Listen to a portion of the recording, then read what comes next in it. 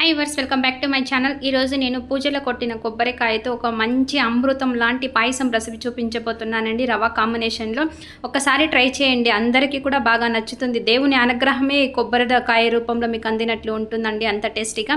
ఈ రెసిపీ కోసం ఒక కప్పు రవ్వని కొద్దిగా నెయ్యి వేసి రోస్ట్ చేసి పక్కన పెట్టుకున్నానండి. అలాగే 2 టేబుల్ స్పూన్ల శనగపప్పును తీసి నానబెట్టుకున్నానండి. ఇప్పుడు నానబెట్టిన శనగపప్పులో 2 కప్పుల వాటర్ వేసి ఉడికించుకుంటున్నానండి. పూజలో కొట్టిన కొబ్బరికాయని ఇలా తురిమి పెట్టుకున్నానండి. శనగపప్పు 70% ఉడికిన తర్వాత తురిమి పెట్టుకున్న కొబ్బరిని వేసేసి మరో 10 నిమిషాలు బాగా ఉడికించుకోవాలండి.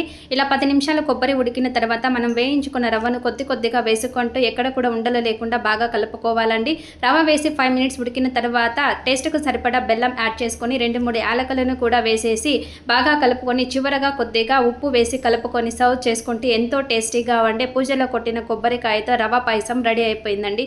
ఈ వీడియో మీకు యూస్ఫుల్ అయినట్లయితే లైక్ చేయండి, సబ్స్క్రైబ్ చేయండి. హై వర్స్ welcome back to my channel. ఈరోజు నేను పూజలో కొట్టిన కొబ్బరికాయతో ఒక మంచి అమృతం లాంటి పాయసం రెసిపీ చూపించబోతున్నానండి. రవ్వ కాంబినేషన్లో ఒకసారి ట్రై చేయండి, అందరికీ కూడా బాగా నచ్చుతుంది. దేవుని అనుగ్రహమే కొబ్బరికాయ రూపంలో మీకు అందినట్లు ఉంటుందండి, అంత టేస్టీగా. ఈ రెసిపీ కోసం ఒక కప్పు రవ్వని కొద్దిగా నెయ్యి వేసి రోస్ట్ చేసి పక్కన పెట్టుకున్నానండి. అలాగే 2 టేబుల్ స్పూన్ల శనగపప్పును తీసి నానబెట్టుకున్నానండి. ఇప్పుడు నానబెట్టిన శనగపప్పులో 2 కప్పుల వాటర్ వేసి ఉడికించుకుంటున్నానండి. పూజలో కొట్టిన కొబ్బరికాయని ఇలా తురిమి పెట్టుకున్నానండి. శనగపప్పు 70% ఉడికిన తర్వాత తురిమి పెట్టుకున్న కొబ్బరిని వేసేసి మరో 10 నిమిషాలు బాగా ఉడికించుకోవాలండి.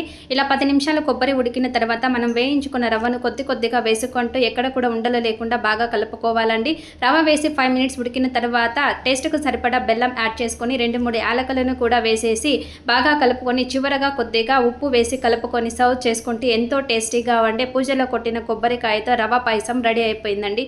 ఈ వీడియో మీకు యూస్ఫుల్ అయినట్లయితే లైక్ చేయండి, సబ్స్క్రైబ్ చేయండి.